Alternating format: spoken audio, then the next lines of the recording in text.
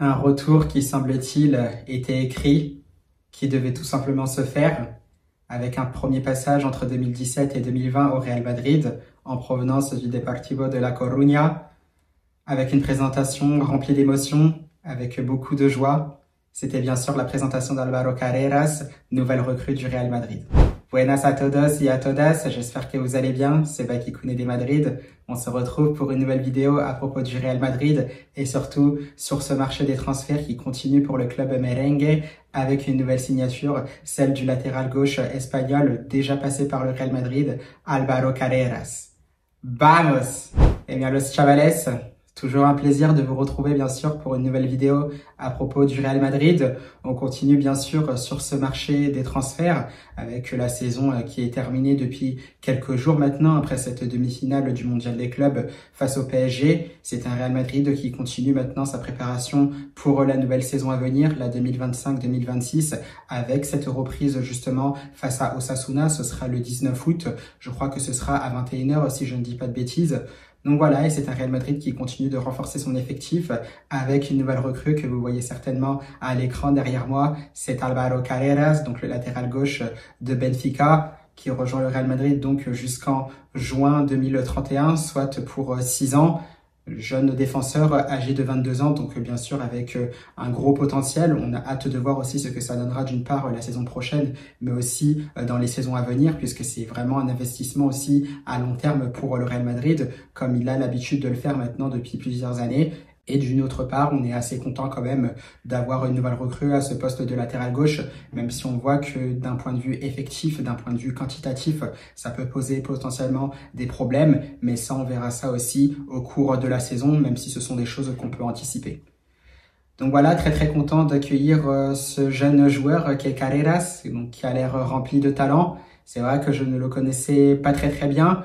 J'avais vu comme vous, je pense comme la plupart d'entre vous, son match notamment face au FC Barcelone, donc le fait justement qu'il avait réussi à neutraliser Lamine Yamal pendant 90 minutes, ce qui avait fait grandement parler justement dans le football européen, et c'est aussi quelque part ce qui a mis la puce à l'oreille au Real Madrid pour faire revenir justement ce jeune défenseur. On est tout simplement assez content, très content de l'avoir justement au Real Madrid.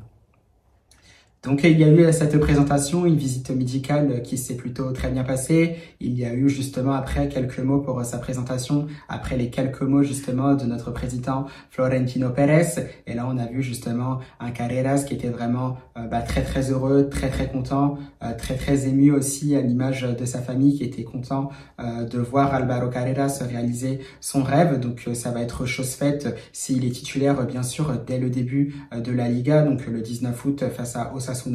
Et il a rajouté aussi, donc pour ses premiers mots, qu'il était tout simplement très heureux de rejoindre le Real Madrid, qu'il allait tout donner bien sûr pour le club de la capitale espagnole.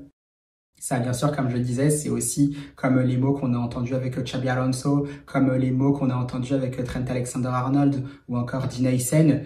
Voilà, ce sont des mots que évidemment on aime entendre en tant que supporter. C'est vrai que maintenant la réalité sur le terrain elle est tout autre. Ce sont des choses différentes. Donc le concret, donc soit les paroles et ensuite les actes. Nous on attend évidemment les actes aussi pour Álvaro Carreras comme tous les autres joueurs du Real Madrid, surtout avec cette saison qui a été ratée dans l'ensemble. Donc on attend justement qu'il mette toutes ces paroles à l'évidence, le jeune latéral espagnol. Donc voilà, ça bien sûr, comme on le disait, ce sont des mots qui font extrêmement plaisir. Cette présentation, son discours aussi qui s'est terminé. Il y a eu la conférence de presse quelques minutes plus tard, justement, où c'est vrai que c'était assez intéressant. Il me semble que cette conférence de presse-là n'a duré que 10 minutes, si je ne me trompe pas. Donc c'était un peu plus court finalement que les conférences de presse de Dean Huysen ou encore de Trent Alexander-Arnold. Donc là-dessus, c'est vrai que cette conférence de presse-là, je l'ai suivie en replay, je l'ai regardée donc en étant chez moi, donc via Real Madrid TV. Et c'est vrai que je n'ai pas pu parce que je ne pouvais pas, donc je l'ai resuivi, donc comme je disais, en replay. Et c'est vrai que c'était des questions plutôt assez simples. Donc le fait aussi qu'il était très content de rejoindre le Real Madrid. Qu'est-ce que justement Álvaro Carreras pouvait apporter à ce Real Madrid-là? Bien, tout simplement, il l'avait dit lui-même, c'est sa façon justement de se projeter vers l'avant. On le sait, Carreras est un joueur aussi qui adore répéter les efforts. Et un petit détail aussi, c'est qu'il fait 1m86, donc c'est vrai que c'est un peu au-dessus de la norme pour un latéral. Généralement, on a des latéraux aussi qui peuvent être un peu plus petits en général. Donc lui, c'est vrai qu'il est assez grand, qu'il peut être aussi assez imposant, même si c'est vrai qu'il reste assez fin physiquement. J'imagine aussi qu'au fur et à mesure des années, il va s'étoffer, il prendra du muscle et peut-être qu'il sera encore beaucoup plus impressionnant, donc à la fois footballistiquement et physiquement, donc dans les années qui arrivent, peut-être même dans les mois à venir. Donc voilà, on le sait, c'est sa capacité à répéter les efforts, à aller toujours vers l'avant. Ça tombe très très bien aussi parce que avec notamment les dispositifs tactiques que mettra Xabi Alonso avec ce fameux 3-5-2. Ça peut être tout aussi intéressant et on a vraiment hâte de voir ce que ça peut donner. Pareil aussi, il est à l'aise avec sa patte gauche, on le sait, puisqu'il y avait pas mal de qualités, notamment sur les passes, donc au niveau des relances avec son pied gauche. Peut-être parfois un peu d'imprécision aussi sur le dernier tiers, avec notamment des centres. Certes, des fois, il peut déposer des ballons dans la bonne zone, mais peut-être que par moments, ça peut être aussi dans d'autres zones qui peuvent être encore plus dangereuses pour l'adversaire. Donc on voit, il y a quand même du potentiel. Il faudra justement tout faire pour faire en sorte que son potentiel puisse exploser aux yeux du monde entier pour le bonheur aussi du Real Madrid, pour qu'on puisse regagner des titres. Mais tout ça pour Álvaro Carreras, c'est vraiment très très intéressant. Il a aussi cette agressivité sur le plan défensif qui aussi c'est très très pertinent. On l'a vu aussi notamment face au Barça, c'est évidemment ce qui illustre le mieux Álvaro Carreras, c'est aussi pourquoi il signe au Real Madrid. Toutefois, il a quand même précisé qu'on ne peut pas tout juger effectivement sur un seul match de Ligue des Champions. Surtout là, c'était face au FC Barcelone, un gros adversaire. C'est vrai qu'il y a aussi tous ces facteurs motivation et j'en passe. Mais là, c'est vrai que c'était un des seuls matchs qu'on regarde régulièrement de Benfica. Moi, c'est vrai que pour ma part, je ne regarde pas beaucoup les matchs de Benfica. C'est vrai que ce match-là de Carreras m'aura beaucoup étonné, m'aura beaucoup surpris. J'ai envie d'en voir davantage justement lorsqu'il rejoindra le Real Madrid, lorsqu'il disputera ses premières minutes avec le club madrilène. Voilà, sinon après, pas très perturbé, sinon par rapport à son transfert. C'est vrai qu'on avait cette envie aussi côté Real Madrid de le voir arriver pour la Coupe du Monde des clubs, pour commencer déjà à travailler avec les joueurs, pour qu'ils puissent commencer à s'adapter à cet effectif du Real Madrid. Malheureusement, voilà, ça aura un peu tardé, ce qui n'aura pas perturbé le joueur comme il l'a bien précisé. Et finalement, après ce mondial des clubs, il rejoint le Real Madrid, donc avec cette présentation qui s'est faite aujourd'hui. Et finalement, on est tous très très heureux de voir Álvaro Carreras au Real Madrid. Et après, bien sûr, il y a eu voilà, un petit mot avec les légendes Roberto Carlos ou encore Marcelo, donc qui sont vraiment des légendes du Real Madrid, des joueurs qu'on n'a plus besoin de présenter, même dans le monde du football. Donc voilà, des exemples parfaits pour des latéraux. Voilà, ils sont l'exemple aussi de pas mal de joueurs de cette génération-là. Et voilà, Álvaro Carreras prend exemple sur eux et je pense qu'il prend principalement exemple sur eux pour réussir au Real Madrid, pour gagner aussi beaucoup de titres à l'avenir. Mais il a une grosse marge de progression, il n'a que 22 ans. Voilà, ça va venir, il va progresser davantage et j'espère pour lui qu'il atteindra aussi un excellent niveau et qu'il parviendra à s'imposer dans la capitale espagnole. Et suite à ça, une fois que cette présentation a été faite, puisque ça a été assez court, comme je disais, une dizaine de minutes, finalement, c'est vrai que d'une part, on peut avoir le fait qu'on peut avoir un potentiel 11 de départ qui commence à se dessiner pour le Real Madrid pour cette saison 2025-2026, du moins le début. Mais c'est vrai qu'avant ça, on a Álvaro Carreras, voilà, qui, on le disait, il est assez jeune, il reste quand même assez inconnu, il reste beaucoup moins connu que certains autres joueurs qui ont rejoint le Real Madrid auparavant. Et je me demande aussi comment ça se passera donc pour l'adaptation, parce que c'est vrai que c'est une équipe aussi où il y a pas mal de stars, pas mal de joueurs de caractère, donc j'attends de voir comment ça va se passer. J'espère que ça se passera bien parce que finalement on reste dans l'inconnu. Moi, j'ai confiance, bien sûr, on voit les joueurs quand même sont relativement bien accueillis, même si des fois on voit pas forcément ce qui se passe en interne, mais il faudra faire attention voilà, aux histoires de caractère, comment il s'imposera, parce que des fois j'ai vu sur certaines actions, notamment avec Fran Garcia, que dès qu'il faisait un choix, dès qu'il donnait pas le ballon, dès qu'il ne donnait pas le ballon à un tel, tout de suite, c'est vrai, on avait tendance aussi un peu à lui crier dessus ou à lui reprocher de ne pas avoir fait la passe à tel ou tel joueur au bon moment. Donc j'attends de voir comment ça se passera aussi avec Álvaro Carreras. Mais voilà, je reste quand même positif et je me dis que ça se passera bien. C'est normal, après aussi, quand on joue avec des grands joueurs, on a toujours cette tendance à toujours vouloir le ballon. cette faculté aussi à ne pas vouloir se cacher, à vouloir se montrer constamment, surtout dans les grands matchs. Donc ce sont des choses qui peuvent se comprendre, mais j'attends de voir tout simplement comment Carreras s'intégrera dans cette équipe du Real Madrid.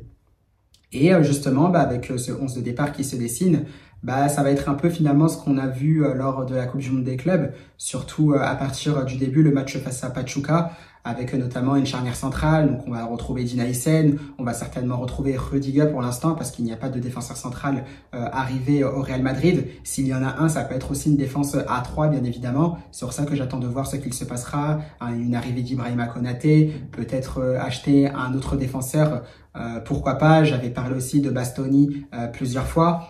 Donc voilà, peut-être Rudiger et Hysén, un Carreras à gauche, Trent Alexander-Arnold à droite.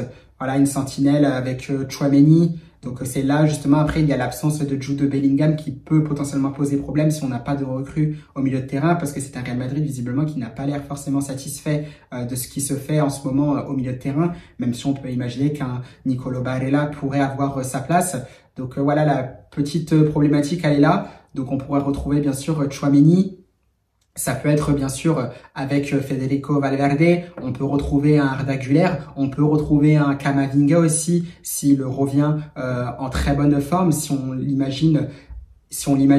juge surtout apte à pouvoir reprendre la compétition. Donc Camavinga, Tchouaméni avec Federico Valverde, Arda Güler bien sûr en numéro 10. Et on va retrouver bien évidemment Kylian Mbappé et Vinicius Junior qui devront se rattraper. Et cette composition d'équipe-là est aussi intéressante parce que il va y avoir aussi notamment cette animation couloir gauche, parce qu'on sait le couloir gauche, c'est là où quasiment tout se passe pour le Real Madrid. C'est là où il y a le plus de présence. On voit parce qu'il y a déjà Jude Bellingham aussi qui aime venir sur ce côté-là. On a Kylian Mbappé aussi qui aime venir de ce côté-là, Vinicius Junior qui n'est plus à présenter, qui est une référence justement au poste d'ailier gauche. Donc déjà on le sait, il y a beaucoup de présence de ce côté-là, ça fait beaucoup de différence. Un Carreras aussi qui animera ce couloir gauche. Donc on sait que ce sera peut-être le point fort du Real Madrid si ça se passe bien lors de cette saison 2025-2026. Donc voilà ce que ça donnerait déjà avec l'arrivée de Carreras.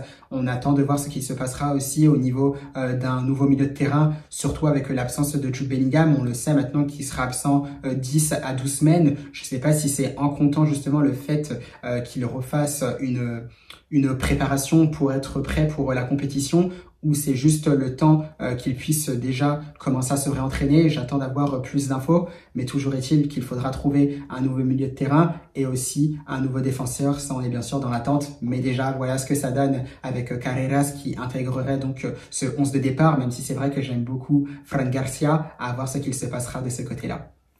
Et après, voilà, la petite polémique finalement qui pourrait avoir lieu, c'est le fait que le Real Madrid aurait 3 latéraux. Donc Fran Garcia plus Ferland Mendy avec l'arrivée de Carreras, ça fait donc 3, ça fait peut-être un peu trop. Alors après, on sait justement qu'il y a pas mal de blessures, des problèmes de blessures au Real Madrid. C'est comme ça depuis des années. J'espère qu'il y aura quand même un petit changement de ce côté-là. Voilà, Ferland Mendy pour le coup, pour l'instant, je trouve que c'est pas à enterrer parce qu'on le sait, dès qu'il est présent, ça peut être aussi très très fort. Alors c'est vrai qu'il n'a pas forcément un rôle de piston gauche, c'est pour ça que j'attends de voir comment Xabi Alonso pourrait le faire jouer. Mais pour l'instant, tant qu'il n'est pas sur le marché des transferts, je me dis qu'il ne faut pas l'enterrer. Et on sait ses capacités, on sait que par moment, dès qu'il est au top de sa forme, ça peut être une valeur sûre, surtout sur l'aspect défensif. Donc attention à ça, j'attends de voir comment ça va être géré. Un Carreras qui a bien sûr conscience de la concurrence qu'il y a au Real Madrid, qu'il faudra répondre présent, même si c'est vrai que pour ma part, il aura beaucoup moins de pression que des joueurs comme Trent Alexander-Arnold, parce que Trent Alexander-Arnold qui est du coup son homologue, donc du coup sur le côté droit, voilà, c'est un joueur confirmé, c'est un statut de star, donc on va attendre bien sûr beaucoup plus d'un Trent Alexander-Arnold qu'un Carreras. On sera un peu plus indulgent, même si au bout d'un moment, il faudra se mettre dedans. Donc on espère que ça ira, que l'intégration, que les débuts de Carreras avec le Real Madrid se feront de la meilleure des manières. Et on lui souhaite tout simplement une bonne chance et surtout plein de réussite au Real Madrid Álvaro Carreras. Donc voilà, les chavales, c'était à peu près tout pour cette vidéo de présentation, ce que je pensais au niveau de la présentation de Carreras, ce qu'il pourrait nous apporter en tant que nouveau joueur du Real Madrid. Voilà, maintenant il n'y a plus grand chose à dire. Le reste, bien sûr, ce sera le joueur espagnol qui l'aura sur le terrain, donc faire de belles performances. Ce qui est bien aussi, c'est qu'il est espagnol, donc ça hispanise le Real Madrid au niveau des joueurs, et surtout, ça pourrait permettre, s'il est très très bon au Real Madrid, de réintégrer une fois de plus des joueurs dans la sélection espagnole, parce que ça faisait aussi assez longtemps qu'on n'avait plus vu de joueurs du Real Madrid dans cette sélection espagnole. Il y avait Carvajal, mais aussi Nacho. Bon, Carvajal était blessé, il avait les ligaments croisés, peut-être qu'il reviendra à un bon niveau aussi, ce qui lui permettra de réintégrer cette équipe espagnole. Et pour Carreras, bien sûr, l'intégrer certainement pour la première fois, parce que je suis pas sûr qu'il était déjà en sélection espagnole auparavant. Il me semble que c'était les espoirs. Donc on attend de voir ce qu'il se passera de ce côté-là. Donc très très content pour lui. Encore une fois, on lui souhaite bonne chance. Nous, on se retrouvera Los Chavales pour de prochaines vidéos. Donc ce sera peut-être aussi un FAQ, j'essaye de voir, où vous pourrez poser toutes vos questions par rapport au Real Madrid ou par rapport au football mondial en général. Pour cela, c'est vrai, n'hésitez pas à vous abonner sur ma chaîne Instagram ou encore TikTok. Ce sera plus à partir d'Instagram que je ferai partir mon FAQ, puisqu'il y a des rubriques questions qu'on peut mettre en place. Donc du coup, je le ferai certainement à partir de ma chaîne Instagram, donc au même nom que cette chaîne YouTube, Bakikoun de Madrid. Donc voilà, Los Chavales, je vous souhaite une bonne semaine et surtout, à la Madrid.